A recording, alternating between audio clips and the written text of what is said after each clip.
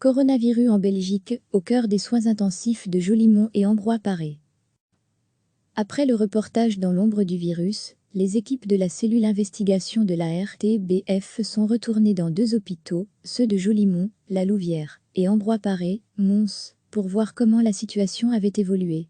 Cette fois, ils sont au cœur des soins intensifs, au chevet des cas les plus critiques. Bonjour madame, c'est le docteur Hénin, je vous appelle à propos de la situation des poumons de votre mari. Je vous avais dit que la situation était particulièrement difficile et qu'on envisageait plusieurs techniques, dont les poumons artificiels.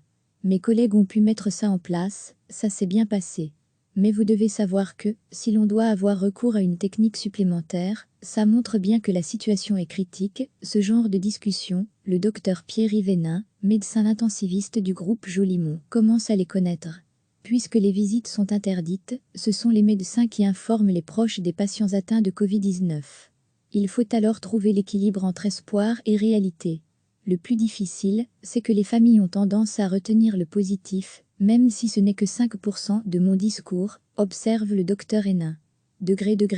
À lire aussi, en immersion avec un patient Covid, les ambulanciers en première ligne, série 1/6 sauf que, quand un patient arrive aux soins intensifs, il y a de fortes chances qu'il n'en ressorte pas vivant. Quand on doit intuber un patient, c'est toujours un moment particulier. On endort le patient, on lui dit au revoir, mais on ne sait pas si on se reverra, raconte le professeur Pierre Hénin, chef du département des soins intensifs du groupe Jolimont. Selon une étude citée par Pierre Hénin, un patient des soins intensifs sur 2 risque de mourir. Je ne peux pas vous le confirmer pour l'instant, on verra à la fin de l'épidémie, mais on est dans cet ordre de grandeur-là, avoue Pierre Hénin. Dès le début, les médecins doivent donc annoncer la couleur aux proches pour qu'ils puissent se préparer. En plus des médecins et infirmiers, d'autres personnes sont au chevet des patients aux soins intensifs. Laetitia Keyen n'est pas là pour intuber le patient, mais pour lui faire des exercices. Elle est kinésithérapeute. Elle est là pour 2 objectifs principaux. On fait de la kiné respiratoire pour s'assurer que le patient s'en sort bien au niveau de la ventilation. Et on travaille aussi sur la motricité et la remise à l'autonomie du patient pour qu'il sorte des soins intensifs le plus autonome et le plus valide possible, explique-t-elle. Et puis il y a les travailleurs de l'ombre, comme Maria Assinta-Vinci, technicienne de surface. C'est elle qui est chargée de nettoyer, de désinfecter les salles d'opération et les chambres qui ont accueilli des patients. Tout doit y passer, le lit, les appareillages, les murs et le sol. Pour elle aussi, les temps sont difficiles. Déjà en temps normal, c'est dur, mais là il faut faire vraiment très attention. La difficulté a doublé, voire triplé. Quand c'est fini, on est soulagé.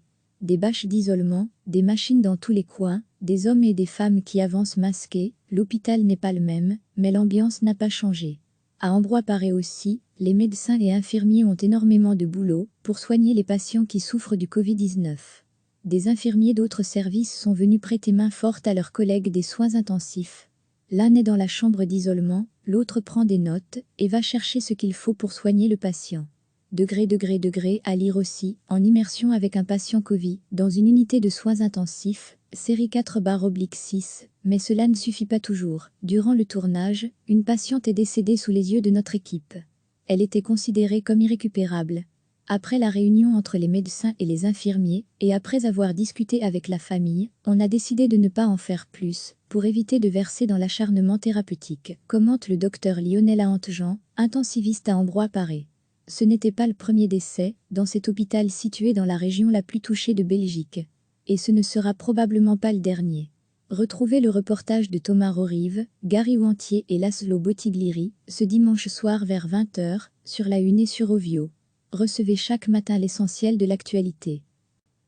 Après le reportage dans l'ombre du virus, les équipes de la cellule investigation de la RTBF sont retournées dans 2 hôpitaux, ceux de Jolimont, La Louvière, et Ambroix Paré, Mons, pour voir comment la situation avait évolué. Cette fois, ils sont au cœur des soins intensifs, au chevet des cas les plus critiques. Bonjour madame, c'est le docteur Hénin, je vous appelle à propos de la situation des poumons de votre mari. Je vous avais dit que la situation était particulièrement difficile et qu'on envisageait plusieurs techniques, dont les poumons artificiels. Mes collègues ont pu mettre ça en place, ça s'est bien passé. Mais vous devez savoir que, si l'on doit avoir recours à une technique supplémentaire, ça montre bien que la situation est critique. Ce genre de discussion, le docteur Pierre-Yves Hénin, médecin intensiviste du groupe Jolimont, commence à les connaître. Puisque les visites sont interdites, ce sont les médecins qui informent les proches des patients atteints de Covid-19. Il faut alors trouver l'équilibre entre espoir et réalité. Le plus difficile, c'est que les familles ont tendance à retenir le positif, même si ce n'est que 5% de mon discours, observe le docteur Hénin. À lire aussi, en immersion avec un patient Covid, les ambulanciers en première ligne, série 1/6 sauf que, quand un patient arrive aux soins intensifs, il y a de fortes chances qu'il n'en ressorte pas vivant. Quand on doit intuber un patient, c'est toujours un moment particulier. On endort le patient, on lui dit au revoir, mais on ne sait pas si on se reverra, raconte le professeur Pierre Hénin, chef du département des soins intensifs du groupe Jolimont. Selon une étude citée par Pierre Hénin, un patient des soins intensifs sur 2 risque de mourir. Je ne peux pas vous le confirmer pour l'instant, on verra à la fin de l'épidémie, mais on est dans cet ordre de grandeur-là, avoue Pierre Hénin. Dès le début, les médecins doivent donc annoncer la couleur aux proches pour qu'ils puissent se préparer. En plus des médecins et infirmiers, d'autres personnes sont au chevet des patients aux soins intensifs. Laetitia Keyen n'est pas là pour intuber le patient, mais pour lui faire des exercices. Elle est kinésithérapeute. Elle est là pour 2 objectifs principaux. On fait de la kiné respiratoire pour s'assurer que le patient s'en sort bien au niveau de la ventilation. Et on travaille aussi sur la motricité et la remise à l'autonomie du patient pour qu'il sorte des soins intensifs le plus autonome et le plus valide possible, explique-t-elle. Et puis il y a les travailleurs de l'ombre, comme Maria Assinta-Vinci, technicienne de surface. C'est elle qui est chargée de nettoyer, de désinfecter les salles d'opération et les chambres qui ont accueilli des patients. Tout doit y passer, le lit, les appareillages, les murs et le sol. Pour elle aussi, les temps sont difficiles. Déjà en temps normal, c'est dur, mais là il faut faire vraiment très attention. La difficulté a doublé, voire triplé. Quand c'est fini, on est soulagé. Des bâches d'isolement, des machines dans tous les coins, des hommes et des femmes qui avancent masqués, l'hôpital n'est pas le même, mais l'ambiance n'a pas changé. À Ambroix-Paré aussi, les médecins et infirmiers ont énormément de boulot pour soigner les patients qui souffrent du Covid-19. Des infirmiers d'autres services sont venus prêter main forte à leurs collègues des soins intensifs. L'un est dans la chambre d'isolement, l'autre prend des notes et va chercher ce qu'il faut pour soigner le patient. À lire aussi, en immersion avec un patient Covid, dans une unité de soins intensifs, série 4/6, mais cela ne suffit pas toujours. Durant le tournage, une patiente est décédée sous les yeux de notre équipe. Elle était considérée comme irrécupérable. Après la réunion entre les médecins et les infirmiers, et après avoir discuté avec la famille, on a décidé de ne pas en faire plus, pour éviter de verser dans l'acharnement thérapeutique, commente le docteur Lionel Aantjean, intensiviste à Ambroix-Paré. Ce n'était pas le premier décès dans cet hôpital situé dans la région la plus touchée de Belgique. Et ce ne sera probablement pas le dernier.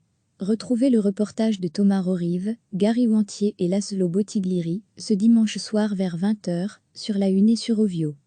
Cliquez sur s'abonner pour recevoir les dernières nouvelles.